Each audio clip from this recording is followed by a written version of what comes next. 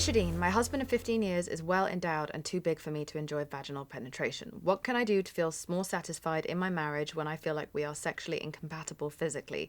We both perform oral sex on each other, use toys, and make sure to use extra lube when we have penetrative sex, but it's still painful. Doctors have ruled out any potential physical issue on my end. I feel like we're both missing out on fully satisfying sex. This happens loads. It's so interesting to me, the amount of cultural pressure on men to have a giant porno penis where it's like, is it a leg? When so many women complain amongst each other about how a penis is too big. It's weird. There's a sort of like brag about how big your guy's penis is, but then at the same time it's like, I'm in agony. I have constant UTIs from like cystitis from too much, I don't know, friction. So this is so cervixes. This is so important for us to be able to talk about. For boys to hear that like size really isn't everything. Bigger is not always better. No. And so for people with penises who often really carry a lot of shame, right, or might do a lot to try and enhance the size, right, I really appreciate this question because it's not something that I think gets talked about enough. And then what do we do, right, when we might have some level of physical barrier, physical incompatibilities, or physical, let's call them hurdles that we need to navigate or negotiate? I really love that they are considering, okay, what are other ways that we can be sexual with each other? I would love for them to think about whether sort of penetrative sex has to be like the most satisfying sex kind of period. If that's true for their bodies, it's beautiful that they know that. But also culturally, we get a lot of messages of like real sex, the best sex, like the sex you want is like being penetrated or penetrating. And that's just not necessarily the case. And then I'd want to think about like well-endowed in particular. So if this is well-endowed width-wise, so this is like a girthy penis, that some of that discomfort might be about how aroused she is during sex. And so that might mean that they just need to take more time for her to get more aroused, right? Because some of that tightness or discomfort. The vaginal walls of the vulva is designed to be able to sometimes be able to push something very big out of it. Have you seen a baby's head?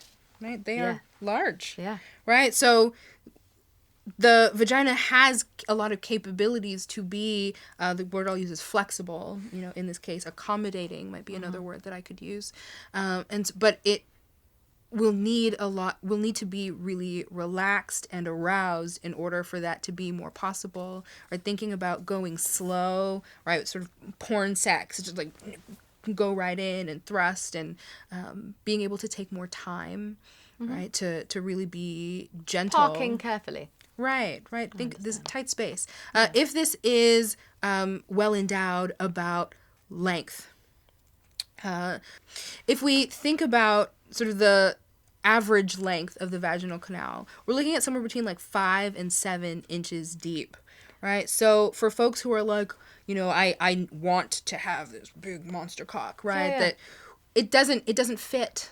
It doesn't fit. And so I didn't know that. Yeah, it's not that deep, right? And the depth on different people, right, will change. But even if you look at the difference, like, on your own body, right, the length or the distance, from like your clitoris, for example, right, up to like where your belly button is, knowing that like a penis doesn't go through all of that. But even if you look at the length of that space, we can imagine like, it might not be that deep. Like folks who have like shorter torsos are likely also going to have like shorter vaginal canals, right? So these are anatomical differences that we need to be considering. And so a person who's well endowed might have to just acknowledge that my whole penis doesn't go inside. Yeah, I can't fit you all the way up to my heart. Right. And so please don't. I've got some other organs that need right? And so if they can come up my mouth.